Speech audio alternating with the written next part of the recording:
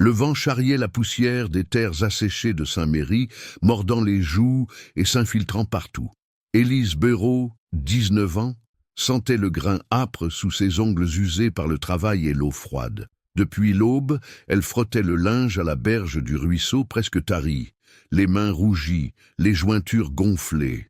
Chaque mouvement était une prière silencieuse pour que la saleté tenace disparaisse, emportant avec elle le poids de son existence. Elle était la fille bâtarde d'un vigneron ruiné et d'une servante morte en lui donnant la vie, un souvenir lointain qui flottait comme une brume sur son passé.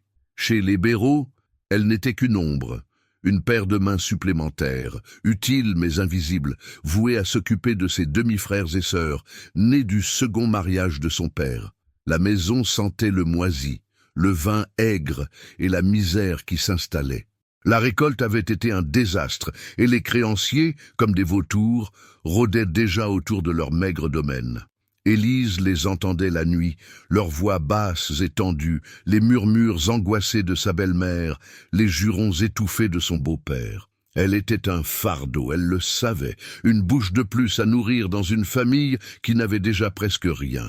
Elle portait le fardeau de son existence comme on porte une pierre lourde, chaque jour un peu plus écrasante. Elle avait appris à se taire, à ne pas faire de vagues, à se fondre dans le décor, espérant seulement que son absence de présence la rendrait moins visible, moins un problème. Ce matin-là, le silence autour d'elle était différent. Un silence lourd, oppressant, qui annonçait l'orage. Les cigales, d'habitude si loquaces, s'étaient tues. Élise sentit une angoisse glaciale lui étreindre le ventre. En rentrant, elle trouva la maison inhabituellement calme. Ses jeunes frères et sœurs jouaient dehors, mais leurs rires étaient forcés, leurs jeux plus silencieux qu'à l'accoutumée. Son beau-père, Michel, l'attendait dans la cuisine. Son visage buriné par le soleil et le chagrin était fermé, ses yeux fuyants.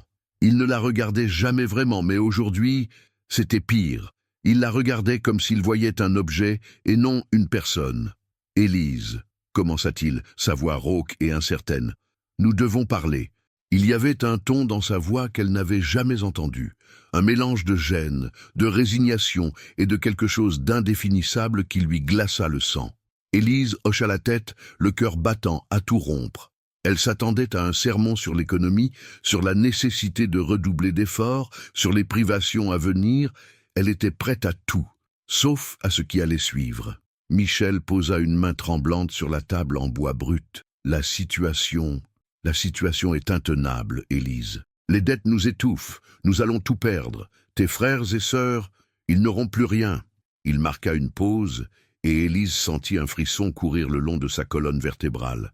Son regard se posa sur le sac de toile usé, posé près de la porte. C'était son sac de voyage, celui qu'elle n'utilisait que pour aller au marché lointain d'Angoulême avec son père, il y a si longtemps. Un voile d'incompréhension commença à se déchirer.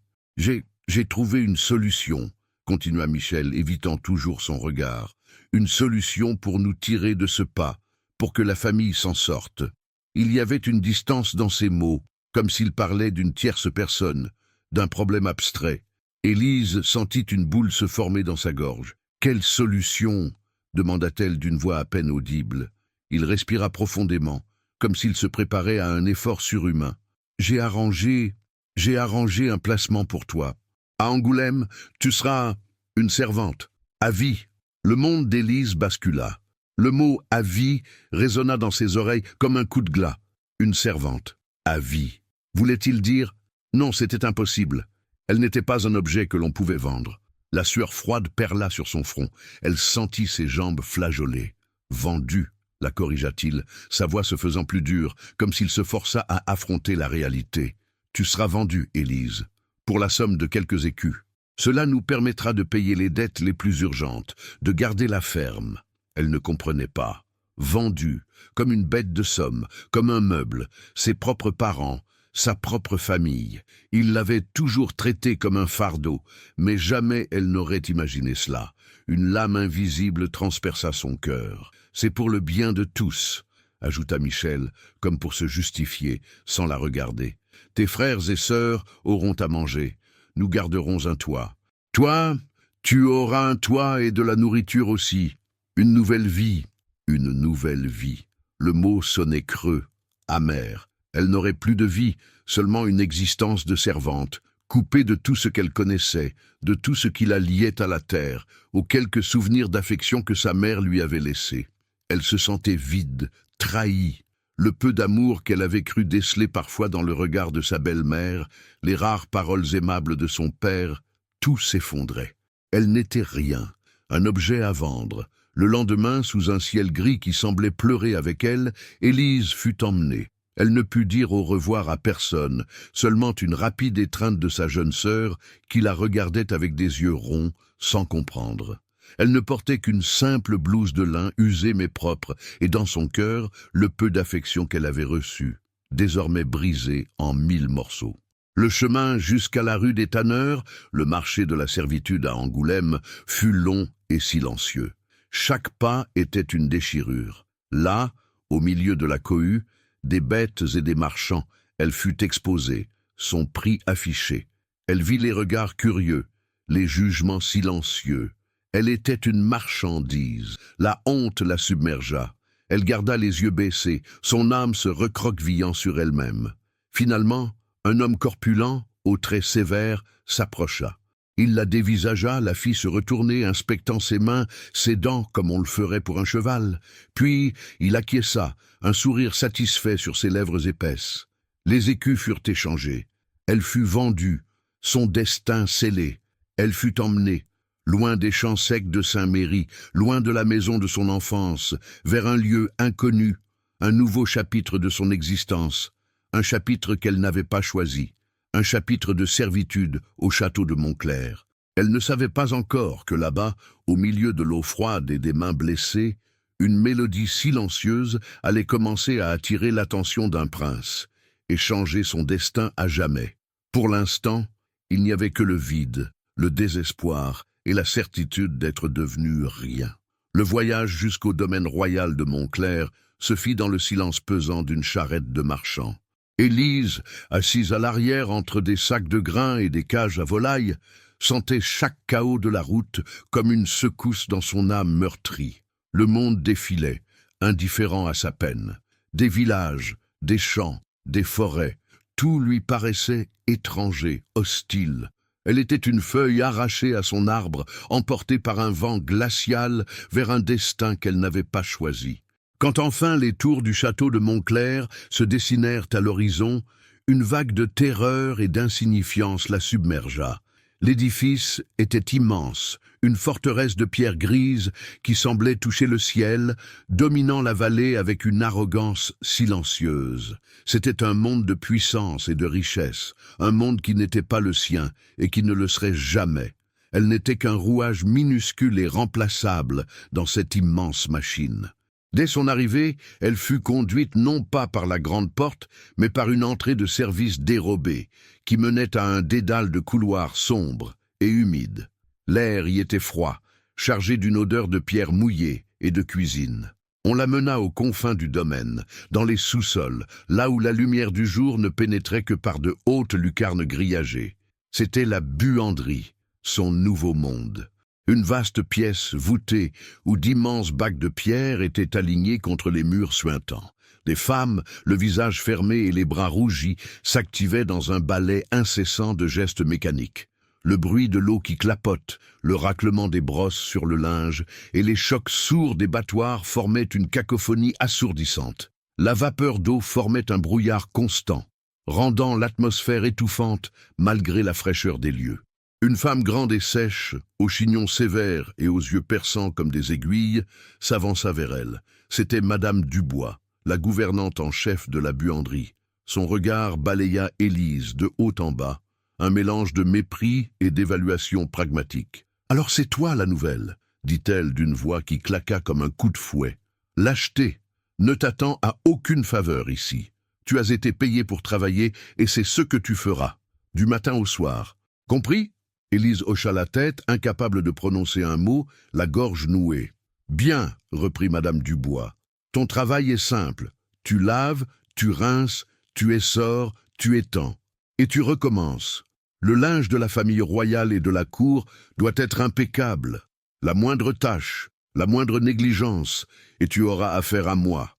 On lui assigna une place devant un des bacs de pierre, remplis d'eau glacée et de draps rêches. Les autres lavandières la dévisagèrent un instant, certaines avec une pointe de pitié, d'autres avec une indifférence lasse, avant de se replonger dans leur labeur. Elle était la dernière arrivée, celle qui venait rappeler à toutes la précarité de leurs conditions. Personne ne lui adressa la parole. Le silence social était aussi lourd que le silence de sa famille avant son départ. Les premiers jours furent un supplice. Ses mains, déjà abîmées, devinrent rapidement un amas de plaies et de gerçures. La lessive à base de cendres lui brûlait la peau, et le froid de l'eau semblait s'infiltrer jusqu'à ses os. Son dos la faisait souffrir, courbée des heures durant au-dessus du bac. Chaque soir, elle rejoignait un dortoir exigu et sans fenêtre qu'elle partageait avec une dizaine d'autres servantes. Elle s'effondrait sur sa paillasse, trop épuisée pour pleurer, le corps endolori, l'esprit vide. Les repas, pris en silence dans un réfectoire bruyant, se composaient d'une soupe claire et d'un morceau de pain rassis. C'était plus qu'elle n'avait parfois à Saint-Méry, mais chaque bouchée avait le goût amer de la servitude.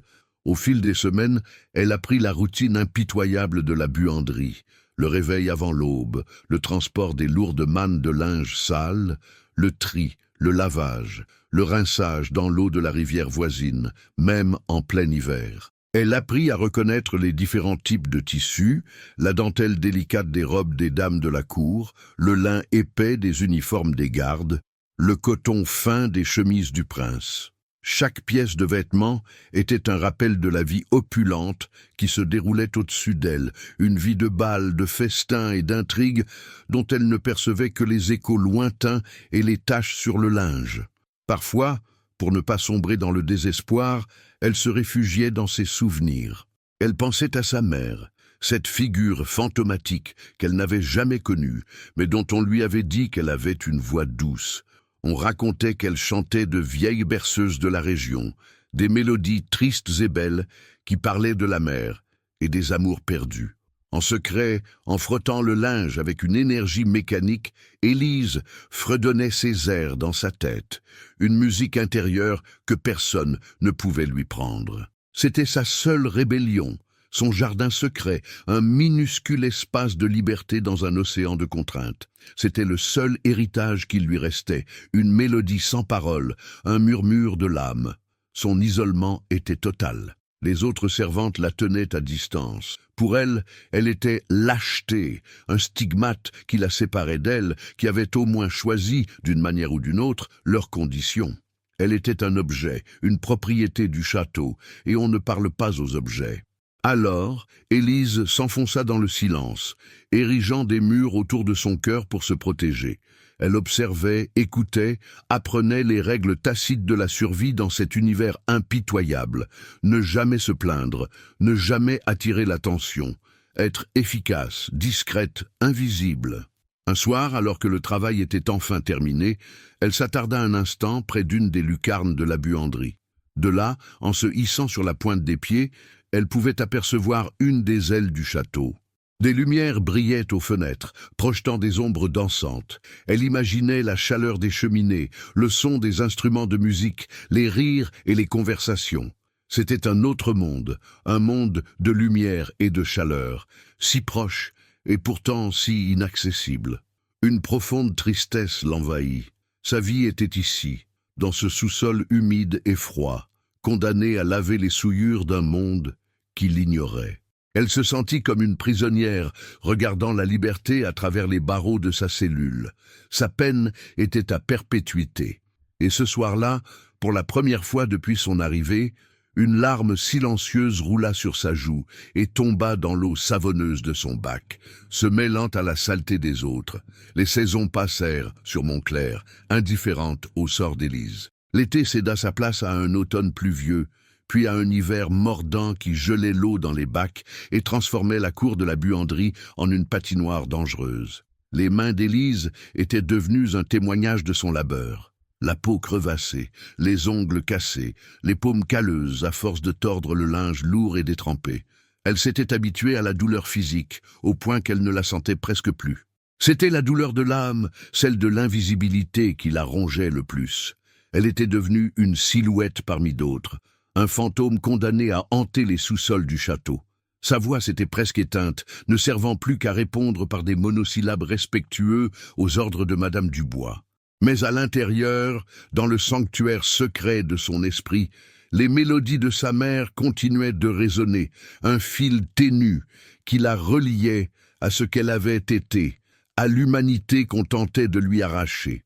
Un jour, au début du printemps, alors que le soleil timide commençait à réchauffer les pierres du château, une tâche inhabituelle lui fut confiée. Les lourdes tentures des appartements de la reine-mère, qui avaient passé l'hiver à prendre la poussière et l'odeur de renfermé, devaient être aérées. C'était un travail délicat, que l'on ne pouvait confier aux plus jeunes ou aux plus maladroites. Madame Dubois, malgré son mépris constant, avait dû reconnaître en Élise une efficacité et une application sans faille. « Béraud, lança-t-elle, tu vas me prendre ces tentures et les étendre dans la cour des orangers. C'est la seule qui soit suffisamment abritée du vent. Fais attention, elles valent plus que toi. Si tu les abîmes, je te le ferai regretter jusqu'à ton dernier souffle. » La cour des orangers. Élise en avait entendu parler. C'était un petit patio intérieur, presque oublié, niché au cœur d'une des plus anciennes ailes du château. On disait qu'il était rarement fréquenté, car il ne menait nulle part, un vestige d'une architecture passée. Pour Élise, c'était une évasion inespérée. Pour la première fois depuis des mois, elle allait échapper à la pénombre humide de la buanderie et respirer un autre air que celui, vicié, de la vapeur et de la lessive. Avec l'aide d'une autre servante, elle transporta les pesantes pièces de tissu à travers un dédale de couloirs. En poussant la lourde porte en bois qui menait à la cour, elle fut saisie par la lumière. Le soleil inondait le petit espace clos, faisant scintiller les quelques feuilles vertes des orangers en pot qui avaient survécu à l'hiver. Le lieu était d'une beauté simple et mélancolique.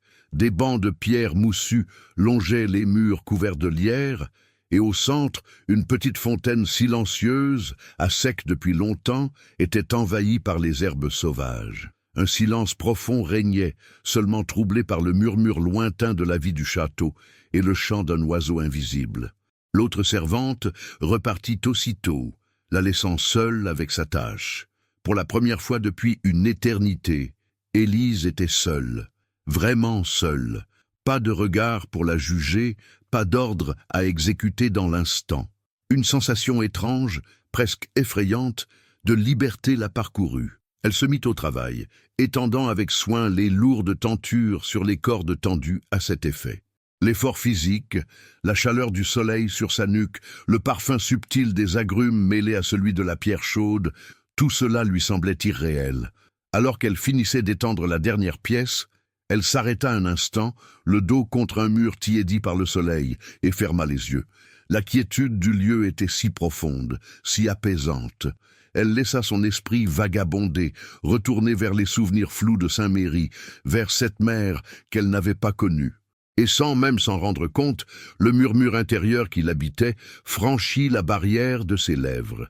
Ce ne fut d'abord qu'un fredonnement léger, une mélodie simple et ancienne, celle d'une berceuse bretonne que sa grand-mère lui chantait parfois en secret. Puis, timidement, quelques mots lui vinrent, des bribes de paroles oubliées qui parlaient de la mer lointaine, d'un bateau qui ne revient pas, d'une attente infinie. Sa voix, rouillée par le manque d'usage, était fragile, mais d'une clarté surprenante. Elle chantait pour elle-même, pour la fontaine asséchée et les murs silencieux. Un chant de deuil et de solitude, une plainte douce qui s'élevait dans l'air immobile de la cour. C'était un acte inconscient, une libération de toute la peine accumulée, un instant de pure vulnérabilité. Elle ne savait pas qu'elle n'était pas seule. De l'autre côté de la cour, dissimulé dans l'ombre d'une arcade, se tenait le prince Louis-Armand de Valbreuse. Il était venu chercher ici, comme souvent, un refuge contre l'étiquette étouffante de la cour et les murmures incessants des courtisans. Sa santé fragile, un secret bien gardé, lui imposait des moments de repos, loin de l'agitation. Il venait de quitter une réunion tendue avec les conseillers de son père au sujet d'une alliance matrimoniale qu'on voulait lui imposer avec une princesse étrangère. La tête lui tournait, une fatigue pesante l'accablait. Cette cour était son sanctuaire. Il s'apprêtait à s'asseoir sur son banc habituel lorsqu'il entendit la voix. Il se figea, surpris. Le son était si inattendu, si pur. Il s'avança à pas feutrés et l'aperçut. Une jeune servante, vêtue de la simple robe grise des employés du château, le dos appuyé contre le mur, les yeux fermés. Il ne vit d'abord que sa silhouette, puis il distingua son visage. Un visage jeune, marqué par la fatigue, mais empreint d'une sorte de sérénité mélancolique. Et cette voix, elle n'avait rien de la virtuosité des chanteuses de la cour. C'était autre chose. Une plainte authentique, une émotion brute qui le toucha au plus profond de son être, lui qui vivait entouré d'artifices et de sentiments fins. Il resta là, immobile, captivé. Il écouta jusqu'à la dernière note, qui s'évanouit dans le silence. La jeune femme resta un instant immobile, puis elle sembla reprendre conscience de l'endroit où elle se trouvait. Elle sursauta légèrement, jeta un regard craintif autour d'elle, comme si elle réalisait la transgression qu'elle venait de commettre. Sans un bruit, elle se détourna et s'empressa de quitter la cour, disparaissant derrière la lourde porte. Louis Armand resta seul, le cœur étrangement serré. La mélodie flottait encore dans l'air, obsédante. Qui était cette fille? Quel chagrin pouvait produire un chant si poignant? Pour la première fois depuis longtemps, une véritable curiosité, libre de toute obligation politique ou dynastique, s'éveilla en lui. Le souvenir de cette voix et de ce visage triste venait de percer la grisaille de son quotidien. Il ne le savait pas encore, mais cette simple chanson, née du désespoir dans une cour oubliée, venait de semer la première graine d'un bouleversement qui allait ébranler les fondations de son royaume. Les jours qui suivirent sa brève escapade dans la cour des Orangers furent pour Élise un retour brutal à la réalité. La pénombre de la buanderie lui parut plus oppressante, le bruit des battoirs plus assourdissant, le froid de l'eau plus mordant. Elle était hantée par la peur d'avoir été entendue. Chanter, même pour soi-même, était une fantaisie, un luxe qu'une servante de sa condition ne pouvait se permettre. C'était une faille dans l'armure de son invisibilité, une imprudence qui pouvait lui coûter cher. Chaque fois que Madame Dubois la dévisageait de ses yeux durs, Élise sentait son cœur se serrer, s'attendant à une réprimande, à une punition pour une faute qu'elle ne pouvait nommer. Mais rien ne venait. Les jours s'écoulaient, identiques et harassants, et sa peur commença à s'émousser, se transformant en un souvenir étrange et lointain, un rêve de soleil et de liberté fugace. Pendant ce temps, dans les appartements dorés du château, le prince Louis Armand ne parvenait pas à oublier. La mélodie triste et la silhouette fragile de la jeune servante s'étaient imprimées dans son esprit, dans un monde où chaque parole était calculée, chaque sourire un masque, l'authenticité brute de ce chant l'avait bouleversé.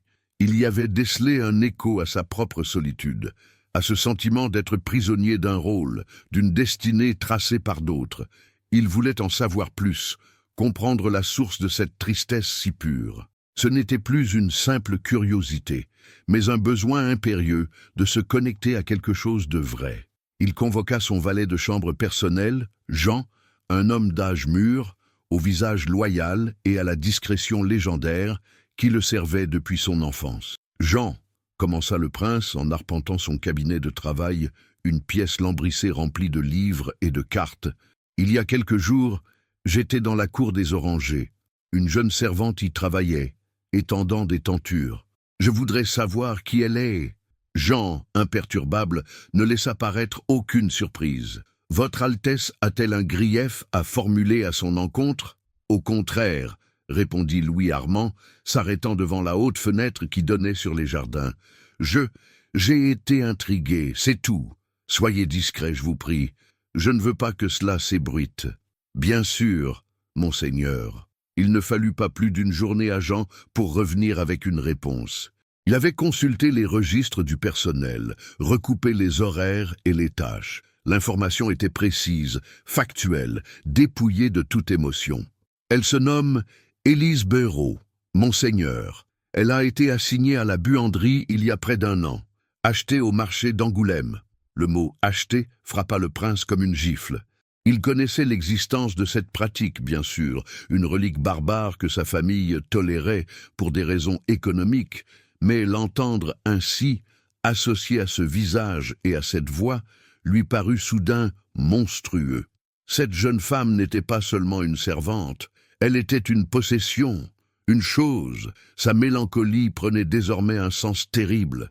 Il sentit une vague de colère et de pitié le submerger.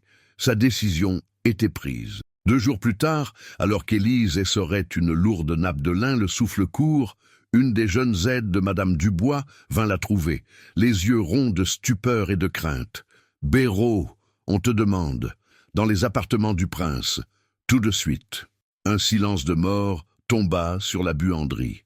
Toutes les têtes se tournèrent vers Élise. Une convocation princière pour une lavandière? C'était du jamais vu.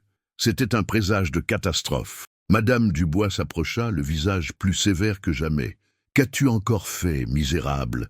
siffla-t-elle à voix basse. « Si tu attires le déshonneur sur mon service, je te jure que… » Elle n'acheva pas sa phrase. « Va, lave tes mains, essuie-la, et tâche de ne pas salir les parquets. » Le cœur battant à se rompre, Élise se lava les mains à la hâte dans un baquet d'eau claire. Ses doigts tremblaient si fort qu'elle pouvait à peine défaire le nœud de son tablier souillé.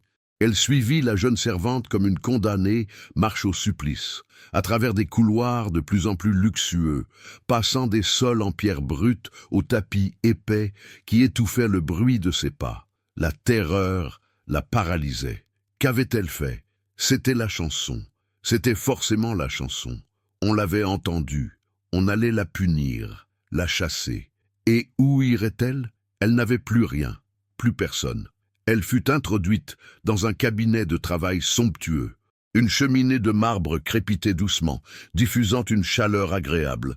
Les murs étaient couverts de livres reliés en cuir, et une odeur de cire d'abeille et de vieux papier flottait dans l'air. C'était un autre univers. Et là, debout près d'un grand bureau en bois sombre, se tenait le prince Louis Armand. Élise n'osa pas lever les yeux. Elle fit une profonde révérence, le corps tremblant, fixant le motif du tapis persan. « Mademoiselle Béraud, » dit-il. Sa voix était calme, posée, sans la dureté qu'elle avait imaginée. « Relevez-vous, je vous prie. » Elle obéit, gardant la tête baissée, les mains crispées devant elle. « N'ayez crainte, » poursuivit-il. « Vous n'avez rien à vous reprocher. Je vous ai fait venir pour une raison précise. Il y a quelques jours, j'ai entendu un chant venant de la cour des Orangers. Une très vieille mélodie de Bretagne, si je ne me trompe. C'était vous ? » La question posée avec douceur fut pourtant un coup de poignard. Les larmes lui montèrent aux yeux. C'était donc cela. Elle était perdue. « Oui, monseigneur, » murmura-t-elle, sa voix brisée. « Je vous demande pardon. Je ne sais pas ce qui m'a pris. Cela ne se reproduira plus, je le jure. Vous n'avez pas à vous excuser, » la coupa-t-il gentiment. C'était d'une grande beauté. Votre voix est juste et pleine d'émotion. Élise releva la tête pour la première fois, incrédule. Le prince la regardait avec une expression qu'elle ne parvenait pas à déchiffrer, un mélange de curiosité et de bienveillance. Il était plus jeune qu'elle ne l'avait imaginé, avec des traits fins et un regard intelligent mais voilé d'une certaine lassitude. « Je vous ai fait venir pour une autre raison, » continua-t-il. « Je travaille à la retranscription de certains textes anciens, ainsi qu'à la rédaction de mes mémoires personnelles. C'est un travail qui exige une grande discrétion, une discrétion que je ne trouve pas parmi les scribes de la cour, trop enclins au bavardage. J'ai besoin de quelqu'un d'extérieur, quelqu'un qui sache se taire. » Il marqua une pause, la dévisageant. « Savez-vous lire et écrire, mademoiselle Béraud ?» Élise fut prise de court. « Un peu, monseigneur. Le curé de mon village m'a appris les bases, il y a longtemps. C'était un petit secret, une petite fierté qu'elle gardait pour elle. Bien, c'est suffisant. » Il lui tendit une plume et un petit carré de parchemin. « Écrivez votre nom, s'il vous plaît. » Sa main tremblait si fort qu'elle crut qu'elle allait tout laisser tomber. Elle s'approcha du bureau, sentant le regard du prince sur elle. Elle trempa la plume dans l'encrier et, d'une écriture appliquée mais mal assurée par ses doigts endoloris, elle traça les lettres. « Élise Béraud. » Il prit le parchemin et l'examina. « Votre main est stable, malgré… » Il ne termina pas sa phrase, mais son regard se posa un instant sur ses mains abîmées. Un éclair de compassion passa dans ses yeux. « Voici ce que je vous propose, » dit-il. « Vous viendrez ici quelques heures, chaque après-midi. Vous travaillerez sous ma dictée. Votre absence à la buanderie sera justifiée par une autre tâche, plus légère. Personne ne doit savoir ce que vous faites ici. Personne. Est-ce bien clair ?» Élise était abasourdie. Elle n'arrivait pas à croire ce qu'elle entendait. Passer de l'enfer de la buanderie à ce cabinet silencieux et chauffé, écrire au lieu de laver, c'était impensable. « Oui, monseigneur, » répondit-elle d'une voix faible. « Bien, vous commencerez demain. Jean vous indiquera comment venir sans être vu. Vous pouvez disposer. » Elle fit une nouvelle révérence, machinalement, et sortit de la pièce à reculons, le cerveau en ébullition. En regagnant les sous-sols, elle avait l'impression de flotter. La peur avait laissé place à une incrédulité totale, mêlée d'un sentiment si nouveau, si fragile, qu'elle osait à peine le nommer. Un espoir. Pour la première fois depuis qu'on l'avait arraché à sa vie, quelqu'un l'avait regardé et n'avait pas vu une esclave, une bouche à nourrir ou une paire de bras. Il avait entendu une voix. Il avait vu une personne. Et cela changeait tout. Le lendemain, Élise se sentit comme une étrangère dans sa propre peau. Sa nouvelle affectation, un mensonge plausible inventé par le valet Jean, consistait à aider à l'entretien de la bibliothèque privée du prince, un lieu si vaste et peu fréquenté que sa présence ou son absence ne serait guère remarquée. Pour les autres servantes, c'était une promotion incompréhensible, une faveur injuste qui suscita des murmures envieux et des regards en coin. Madame Dubois la toisa avec un mépris glacial, lui signifiant par son silence qu'elle n'était qu'une usurpatrice et qu'elle attendait sa chute avec impatience. Élise endura tout cela en baissant la tête, son secret pesant sur ses épaules comme une cape, à la fois protectrice et terriblement lourde. Lorsqu'elle pénétra pour la seconde fois dans le cabinet du prince, la peur nouait encore son estomac. Il était assis à son bureau, le visage pâle à la lumière du matin, une pile de parchemins à ses côtés. Il lui fit signe d'approcher sans un mot, lui indiquant une petite table installée non loin de la sienne, avec un encrier, des plumes bien taillées et du papier vierge. Tout était neuf, propre, intimidant. « Asseyez-vous, mademoiselle Béraud, » dit-il d'une voix neutre. Élise obéit, s'asseyant sur le bord de la chaise, le dos raide. Elle posa ses mains sur ses genoux, consciente de leur apparence rugueuse et rougie, au milieu de tant de raffinement. Tenir une plume lui parut soudain un acte d'une audace folle.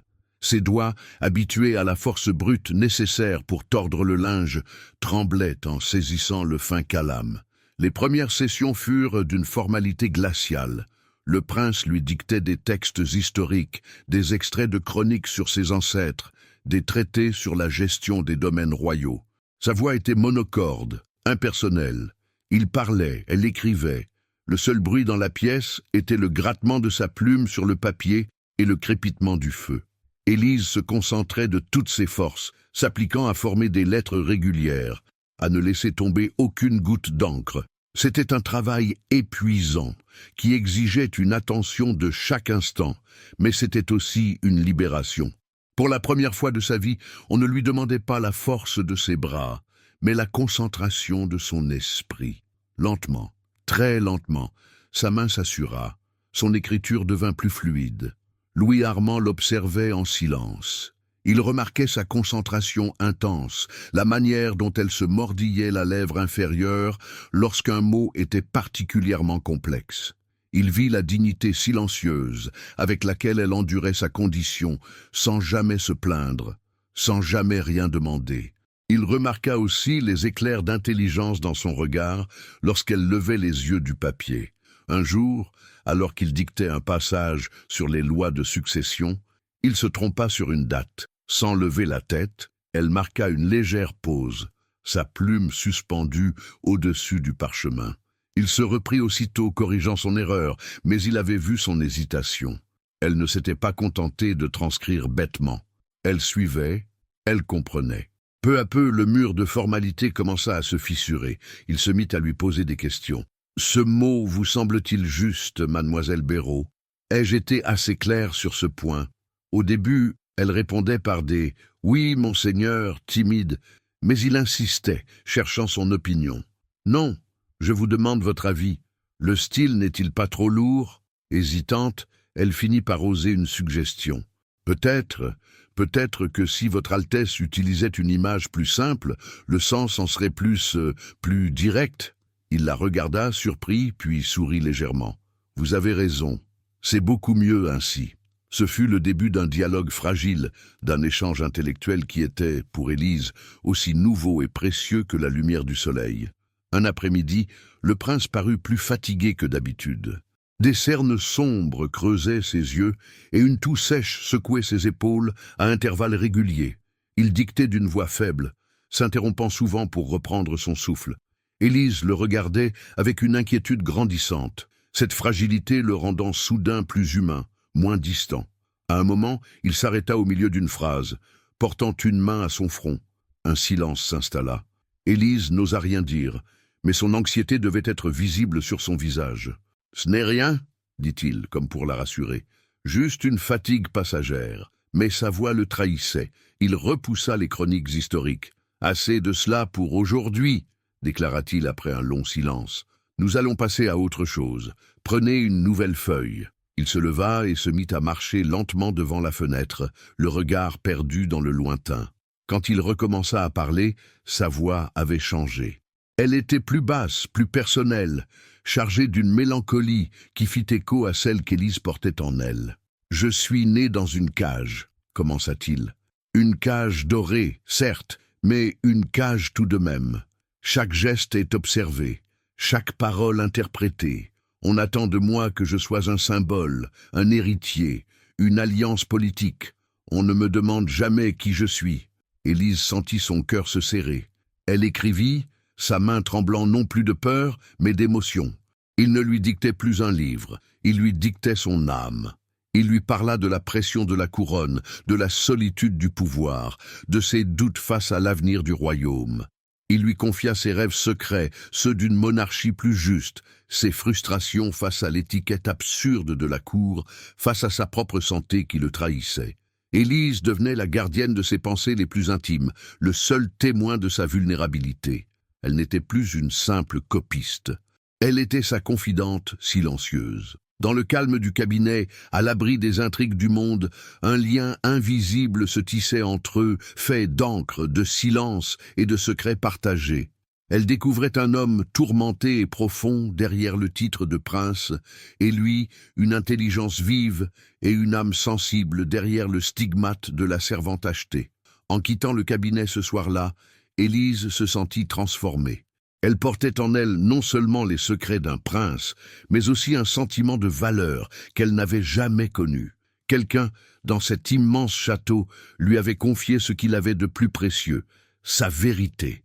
Et pour la première fois, elle sentit que sa vie, même dans la servitude, pouvait avoir un sens. L'intimité qui s'installa entre Élise et le prince Louis-Armand était une chose étrange et fragile, tissée de silence autant que de mots. Le cabinet de travail était devenu un sanctuaire, une bulle hors du temps et de la hiérarchie écrasante du château. La dictée des mémoires personnelles se poursuivait, mais elle était désormais entrecoupée de longues pauses, de discussions inattendues. Le prince ne se contentait plus de lui livrer ses pensées. Il la questionnait, sollicitait son avis avec une sincérité qui la déconcertait et la flattait à la fois. « Pensez-vous qu'un roi puisse gouverner avec le cœur sans affaiblir sa couronne, Élise ?» lui demanda-t-il un jour, après lui avoir dicté un passage sur les dilemmes du pouvoir. Le fait qu'il l'appelle par son prénom, et non plus par son nom de famille, avait marqué un tournant. Élise avait rougi, le cœur battant, mais n'avait rien osé dire. « Monseigneur, je ne suis qu'une simple servante, » répondit-elle, fidèle à son habitude de prudence. « Mes pensées n'ont aucune valeur en de telles matières. C'est précisément parce que vous n'êtes pas un courtisan que votre pensée m'intéresse, » rétorqua-t-il avec une pointe d'impatience. « Eux me disent ce que je veux entendre, ou ce qui sert leurs intérêts. Vous n'avez rien à gagner ni à perdre. Alors, je vous le demande à nouveau. Poussé dans ses retranchements, Elle osa formuler une idée. Peut-être que la véritable force d'une couronne n'est pas dans sa dureté, mais dans l'amour que le peuple lui porte, et on n'aime pas un cœur de pierre. Il la regarda longuement, un sourire approbateur illuminant son visage fatigué. « C'est exactement cela. Vous l'exprimez avec une simplicité que mes précepteurs n'ont jamais su trouver. » Ces moments étaient des trésors pour Élise. Ils nourrissaient son esprit, qui s'éveillait après des années de sommeil forcé. Le soir, dans le dortoir glacial, tandis que les autres servantes s'endormaient d'un sommeil de plomb, elle repassait dans sa tête les mots du prince, les idées qu'ils avaient explorées. Elle commençait à voir le monde différemment, non plus comme une fatalité immuable, mais comme un ensemble complexe de choix et de conséquences. Elle n'était plus seulement une paire de mains, elle redevenait une personne, dotée d'une intelligence et d'une sensibilité. Mais ce cocon secret ne pouvait rester éternellement à l'abri des regards. La cour était un nid d'intrigues, un lieu où le moindre changement dans la routine du prince était analysé, disséqué, interprété.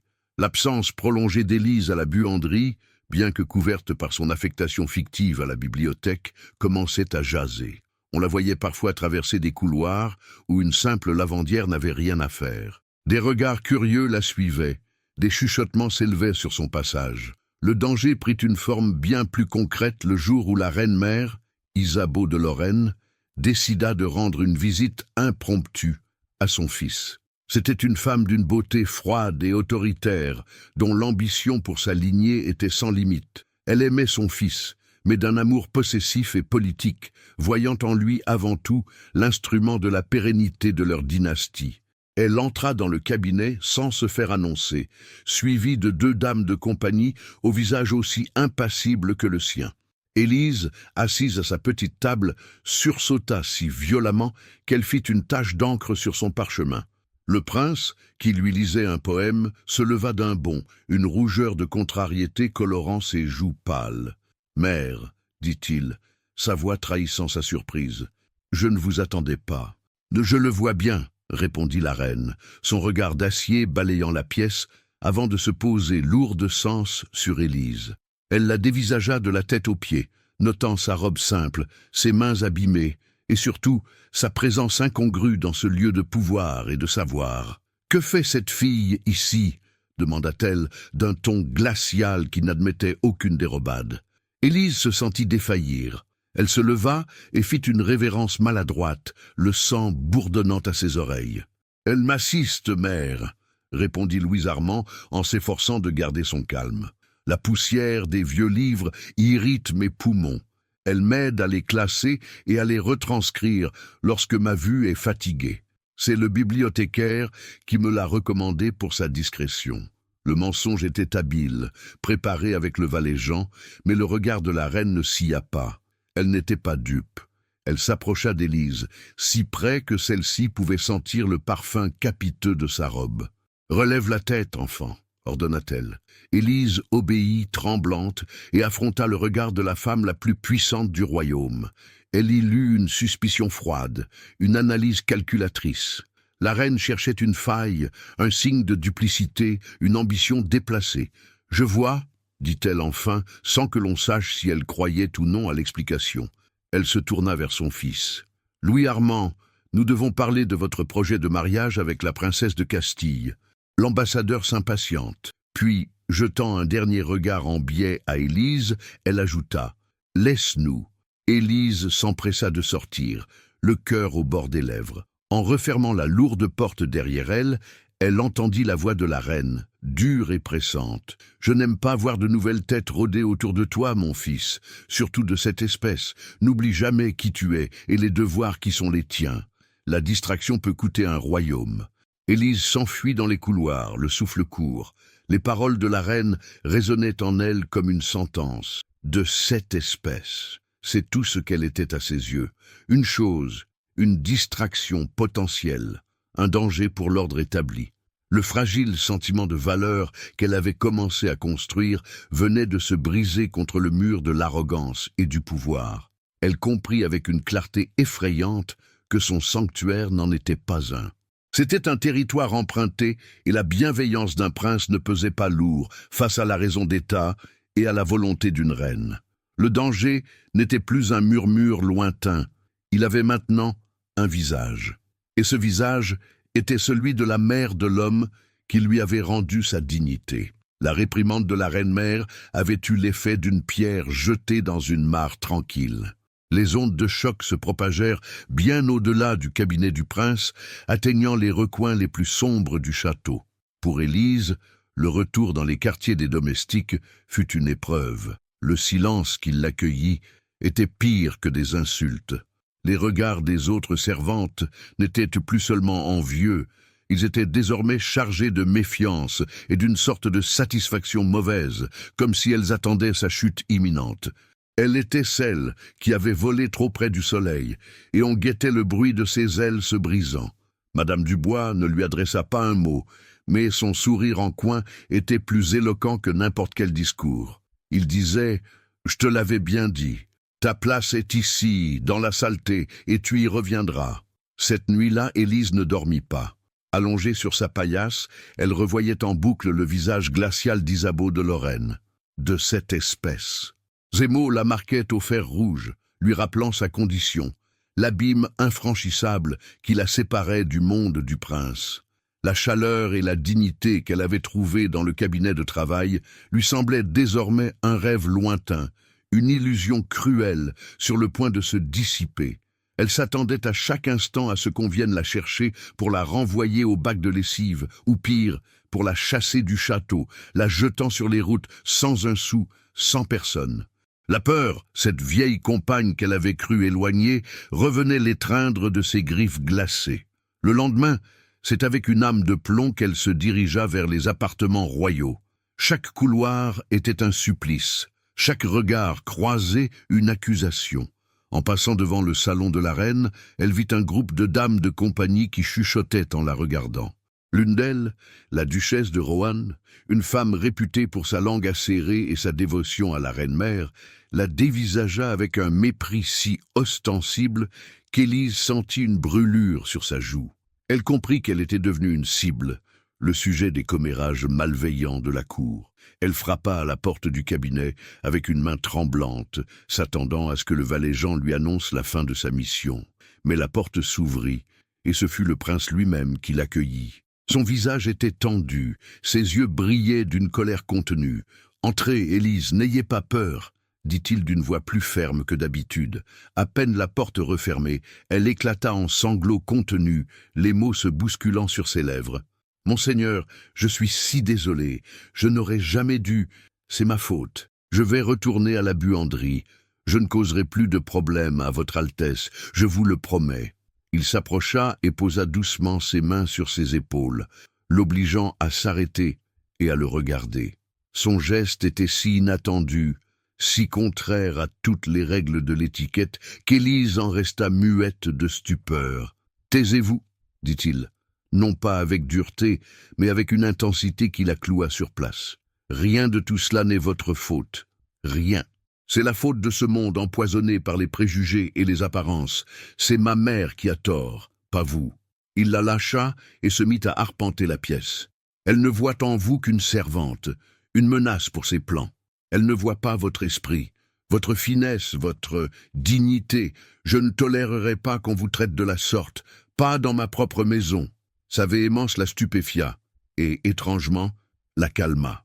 Ce n'était pas de la pitié qu'elle lisait dans ses yeux, mais une indignation sincère, une forme de protection farouche. « Nous allons continuer notre travail, » décréta-t-il. « Plus que jamais. Je ne céderai pas à cette pression. C'est une question de principe.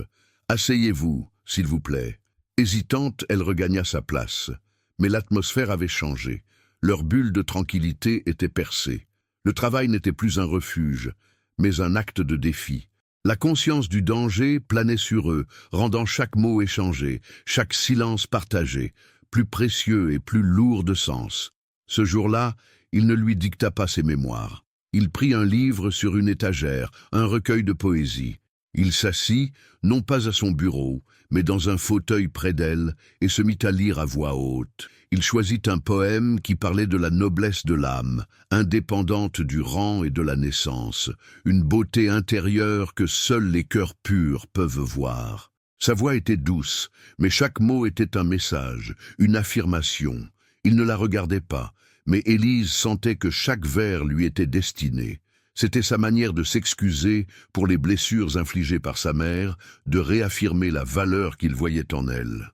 Une chaleur douce envahit Élise, chassant le froid de la peur. Elle écoutait, fascinée, oubliant pour un instant la reine, la duchesse et le monde hostile à l'extérieur de cette porte.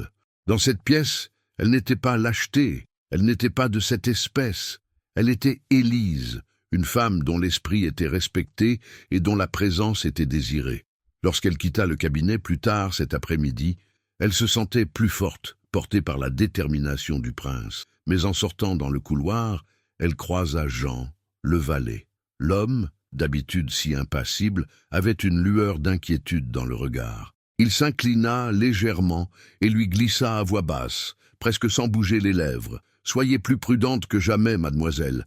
Les murs de ce château ont des yeux, et la reine a des oreilles partout. » Le message était clair. Le prince pouvait la protéger entre ces 4 murs, mais dehors, la guerre silencieuse ne faisait que commencer.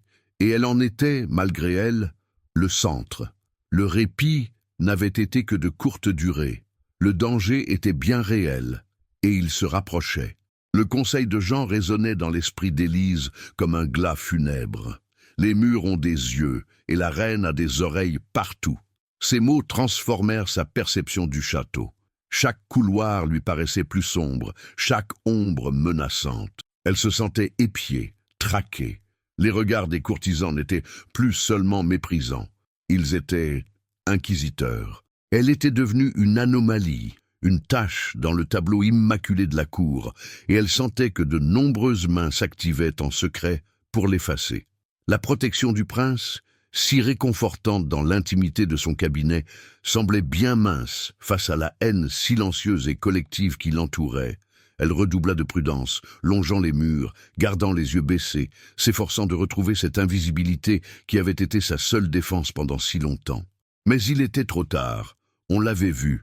L'instrument de sa perte prit les traits de la duchesse de Rohan. La femme, confidente et créature de la reine-mère, incarnait toute l'arrogance de sa caste.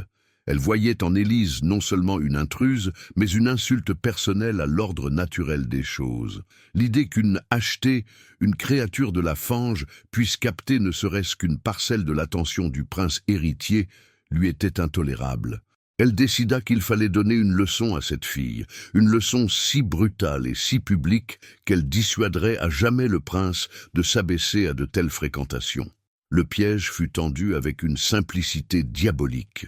Un après-midi, alors qu'Élise quittait les appartements du prince, elle fut interceptée par une jeune femme de chambre au service de la duchesse. La jeune femme, le visage faussement affolé, lui expliqua que madame la duchesse avait égaré un gant de cérémonie dans le petit salon de musique, une pièce adjacente à ses appartements privés, et qu'elle n'osait y retourner de peur de se faire réprimander. « Vous qui passez par là, » supplia-t-elle, les yeux brillants de larmes feintes, « pourriez-vous y jeter un œil discret ? Je vous en serai éternellement reconnaissante. Il doit être tombé près du clavecin. » Élise hésita. Un instinct de survie lui criait de refuser, de ne pas s'aventurer dans un territoire qui n'était pas le sien. Mais la détresse apparente de la jeune servante, une détresse qu'elle connaissait si bien, toucha une corde sensible. Refuser un service à l'une des siennes lui paraissait une trahison. Poussée par la pitié, et se disant qu'elle ne ferait que jeter un coup d'œil rapide, elle accepta. Le salon de musique était silencieux et baigné d'une lumière douce. Elle se sentait terriblement mal à l'aise au milieu des boiseries dorées et des instruments précieux. Elle se dirigea rapidement vers le clavecin, cherchant le gant des yeux. Rien. Elle se pencha, regarda sous l'instrument. Toujours rien. Un sentiment d'urgence la pressa. Elle devait partir. C'est en se relevant qu'elle sentit une présence derrière elle. La duchesse de Rohan se tenait dans l'embrasure de la porte, un sourire glacial aux lèvres. Elle n'était pas seule. 2 autres dames de la cour l'encadraient, leur visage affichant une curiosité cruelle. « Tiens, tiens !» dit la duchesse d'une voix traînante. « Que fait la petite lavandière si loin de ses bacs? Seriez-vous devenue musicienne ?» Élise sentit le sang quitter son visage. « Madame la duchesse, je... » On m'a demandé de chercher un gant que vous aviez perdu. » « Un gant ?» ricana la duchesse. « Je n'ai perdu aucun gant. Par contre, il me manque autre chose, quelque chose de bien plus précieux. » Elle s'avança dans la pièce, se dirigeant vers une petite table de marqueterie. D'un geste théâtral, elle désigna un coffret à bijoux ouvert. « Ma broche, celle que la reine-mère m'a offerte pour mon anniversaire, un saphir entouré de diamants. Elle était là ce matin, et maintenant elle a disparu. C'est étrange, n'est-ce pas? Juste au moment où l'on trouve une voleuse en train de fouiner dans mes affaires. » Le mot « voleuse » explosa dans le silence du salon. Élise recula d'un pas, horrifiée. « Non !» s'écria-t-elle. « Je n'ai rien pris. Je le jure sur ce que j'ai de plus sacré. »« Tes serments ne valent rien, misérable !» siffla la duchesse en s'approchant d'elle, le visage déformé par la haine. « On sait qui tu es. Une fille achetée pour une poignée de pièces, sans honneur ni famille, volée et dans ton sang. Garde !» 2 gardes du palais, qui attendaient manifestement dans le couloir, entrèrent aussitôt. La scène avait été entièrement préméditée. « Fouillez-la !» ordonna la duchesse. Élise se laissa faire, paralysée par la terreur et l'injustice. Bien sûr, ils ne trouvèrent rien sur elle. Sa robe de servante n'avait même pas de poche. « Elle a dû la cacher », décréta la duchesse sans se démonter, sûrement dans son misérable grabat. Elle se tourna vers les gardes. « Emmenez-la. Enfermez-la dans les cachots du bas en attendant qu'elle avoue. On lui fera parler, d'une manière ou d'une autre. » Les mains rudes d'un garde se refermèrent sur son bras. La douleur physique la ramena à la réalité. On la traînait hors du salon, sous les regards triomphants de la duchesse et de ses acolytes. Le bruit de l'altercation avait attiré du monde. Des valets, des courtisans, des servantes se pressaient dans le couloir, observant la scène avec un mélange de peur et de satisfaction malsaine. C'était l'humiliation publique que la duchesse avait souhaitée, le spectacle de sa chute. « Je suis innocente !» cria Élise, sa voix se brisant dans un sanglot. « Je le jure !» Mais ses paroles se perdirent dans le murmure de la foule. Personne ne la croyait. La parole d'une duchesse contre celle d'une servante achetée, l'issue était déjà écrite. Alors qu'on la tirait vers l'escalier qui menait au sombre sous-sol du château, elle chercha désespérément un visage ami, un regard compatissant. Mais elle ne vit que des masques d'indifférence ou de mépris. Le prince était loin dans ses appartements, ignorant tout du drame qui se jouait. Elle était seule, complètement seule, et les portes de pierre de la prison allaient se refermer sur elle. Le piège s'était refermé. La descente au cachot fut une chute vertigineuse dans les entrailles froides et oubliées de Montclair. L'air se raréfia, devint humide et lourd, chargé d'une odeur de pierre suintante et de désespoir ancien. Les marches de pierre, usées par des siècles de pas misérables, étaient glissantes. Élise trébuchait, tirée sans ménagement par le garde qui la tenait. La lumière des torches s'amenuisait, projetant des ombres dansantes et monstrueuses sur les murs. C'était un monde à l'opposé de celui qu'elle venait de quitter, la chaleur du cabinet du prince, la douce odeur des livres et de la cire, la lumière de l'esprit. Ici, il n'y avait que l'obscurité, le silence et la certitude de l'oubli. On la jeta sans ménagement dans une cellule exiguë. La lourde porte en bois se referma avec un bruit sourd, et le son du verrou qui glisse dans la gâche résonna comme une condamnation définitive. Un minuscule guichet grillagé, tout en haut de la porte, laissait filtrer une lueur si faible qu'elle ne faisait que souligner la noirceur environnante. Élise resta prostrée sur le sol glacé, le corps secoué de tremblements incontrôlables. La terreur avait fait place à un vide immense, une apathie glaciale. C'était donc là que son chemin s'arrêtait, vendu par sa famille, exploité, et maintenant jeté en prison comme une criminelle. L'accusation de vol n'était qu'un prétexte. Elle le savait.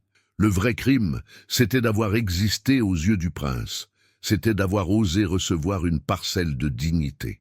La duchesse ne l'avait pas seulement accusée, elle l'avait remise à sa place, lui rappelant brutalement qu'elle n'était rien, un objet que l'on pouvait briser et jeter au rebut.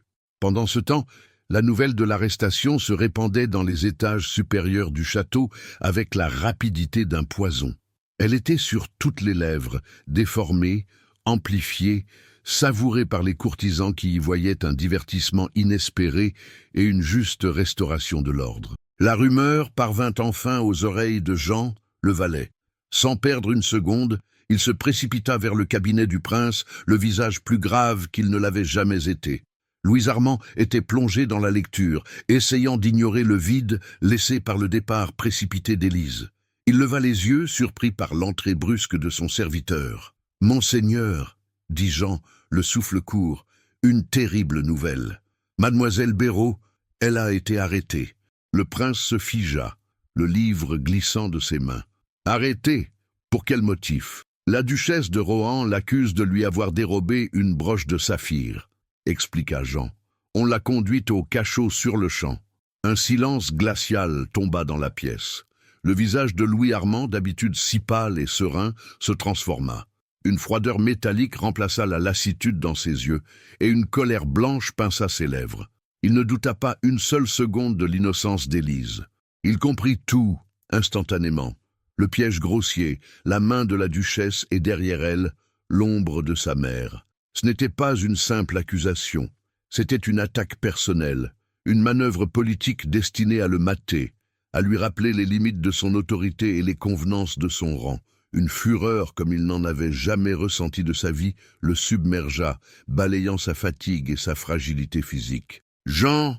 dit-il d'une voix basse et tranchante qu'on ne lui connaissait pas. « Faites-moi chercher le capitaine de la garde, immédiatement, et trouvez-moi la duchesse de Rohan. Je la veux devant moi, maintenant. » Sans attendre, il se leva et sortit de son cabinet, traversant les couloirs d'un pas rapide et décidé qui stupéfia les courtisans sur son passage. On n'avait jamais vu le prince héritier afficher une telle détermination, une telle autorité glaciale. Les chuchotements s'éteignirent, remplacés par une curiosité craintive. Il trouva la duchesse dans le grand salon où elle se pavanait, racontant à un cercle d'admiratrices sa version des faits, se délectant de son triomphe. En voyant le prince s'avancer vers elle, son visage une lame de glace, elle sentit un frisson d'appréhension. « Madame la duchesse », commença Louis Armand, sa voix résonnant dans le silence soudain. Il ne prit même pas la peine de la saluer. « Monseigneur », balbutia-t-elle, exécutant une révérence, « quelle surprise de vous voir !»« Laissez-la vos simagrées », la coupa-t-il, son ton ne laissant aucune place à la discussion. « Je viens d'apprendre que vous avez fait jeter au fer une de mes employées sous une accusation grotesque. » Le mot « grotesque » fit l'effet d'une gifle. La duchesse blêmit. « Mais, votre Altesse, c'est une voleuse. Elle a été prise sur le fait. »« Assez !» tonna le prince, et pour la première fois sa voix s'éleva, faisant sursauter l'assemblée. « Vous mentez, madame, et vous le savez. Vous avez monté cette mascarade pour me nuire et pour satisfaire votre cruauté. Vous avez osé vous attaquer à une personne qui est sous ma protection directe. Avez-vous mesuré la portée de votre insulte ?» Son regard passait de la duchesse pétrifiée aux autres dames, qui baissaient les yeux, terrifiées. « Cette jeune femme est innocente, et je le sais, » poursuivit-il, sa voix redevenue dangereusement calme. « Je me porte garant de son honneur, un honneur qui, lui, ne s'achète pas avec un titre. » À ce moment, le capitaine de la garde arriva, l'air affairé. « Monseigneur, vous m'avez fait demander ?»« Capitaine !» ordonna Louis Armand sans quitter la duchesse des yeux, « vous allez sur le champ me faire libérer la jeune Élise Béraud.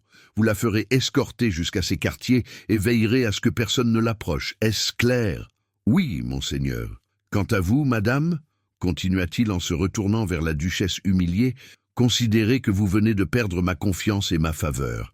Définitivement.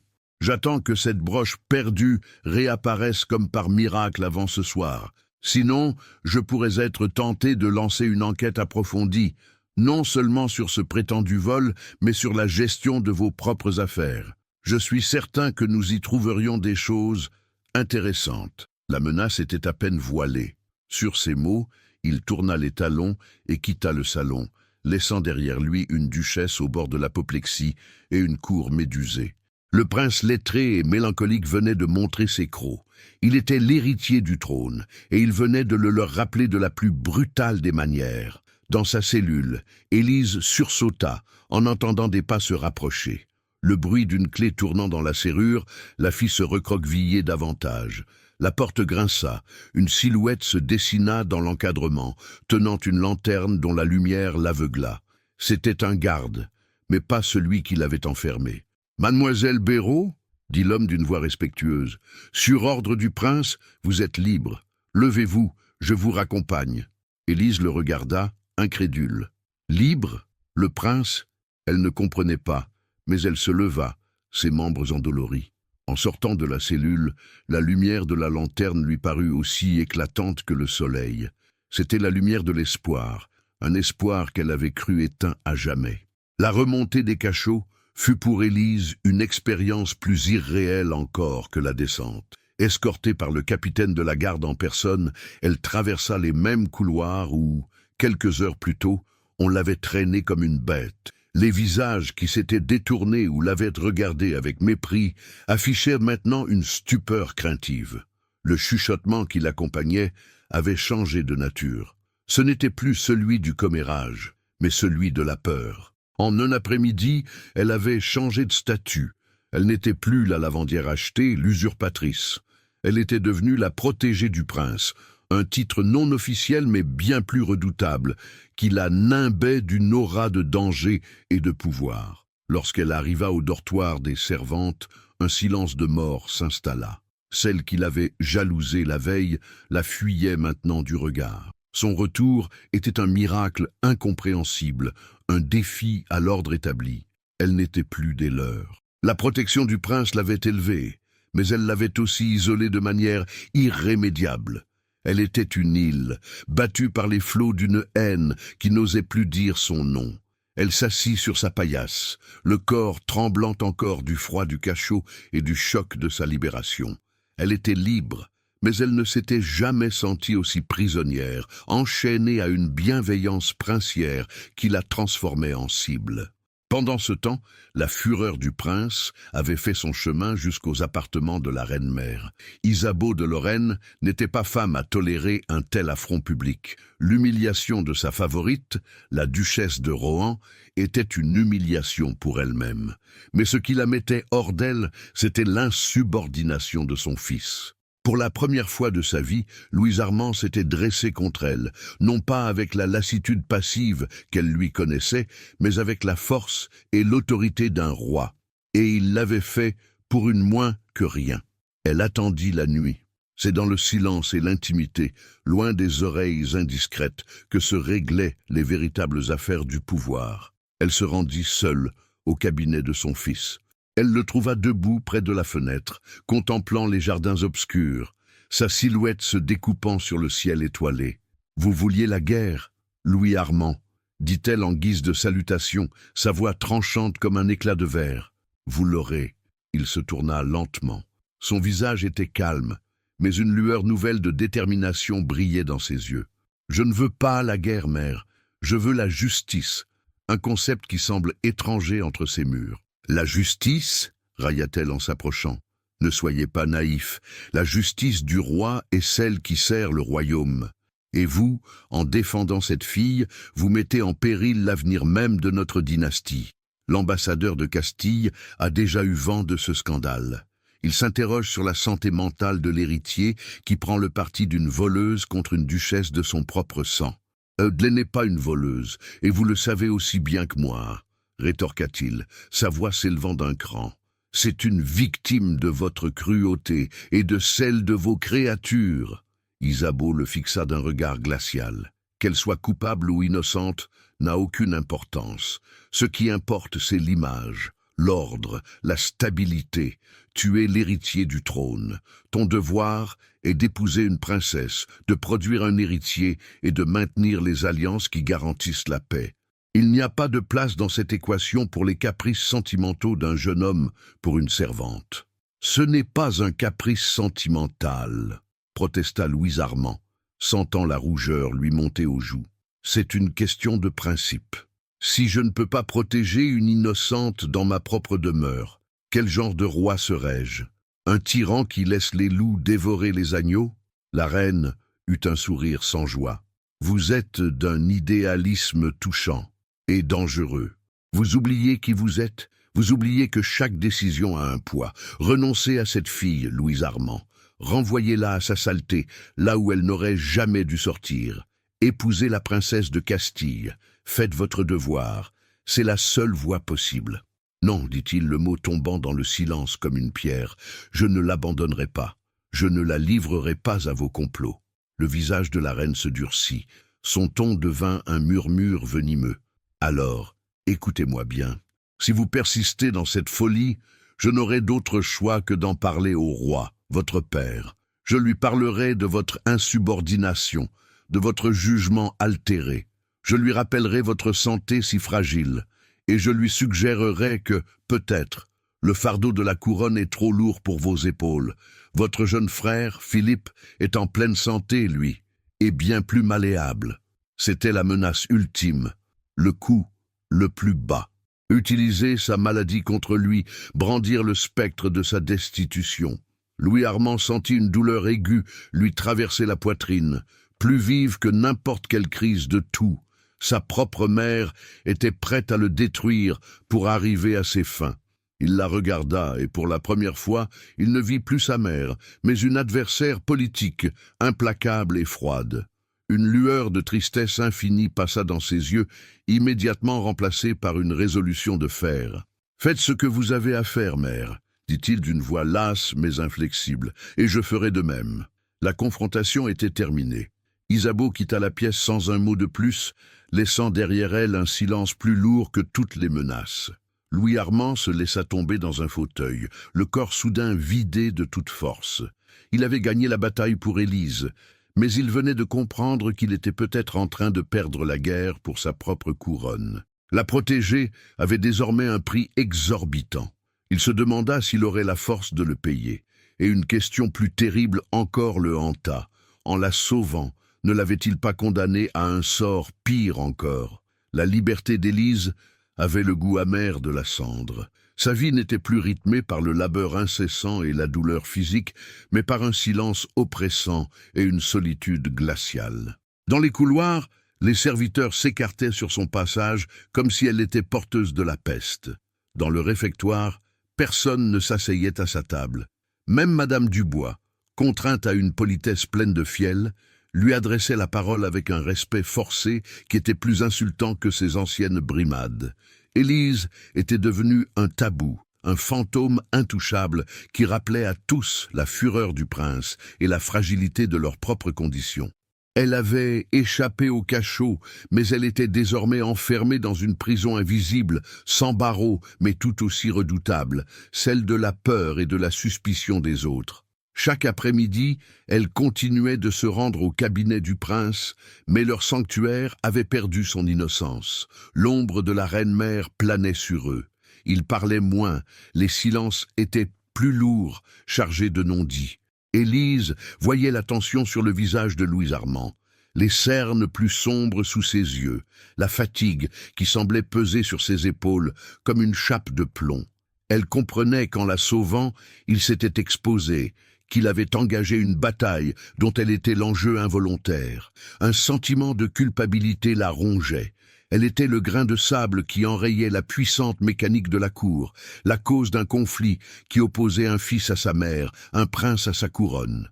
Chaque marque de gentillesse de sa part, chaque livre qu'il partageait avec elle, lui semblait désormais un poids de plus sur sa conscience.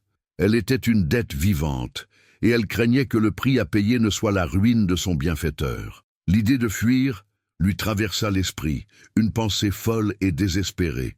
Mais où irait-elle? Elle n'avait rien, personne. Retourner à Saint-Méry était impensable.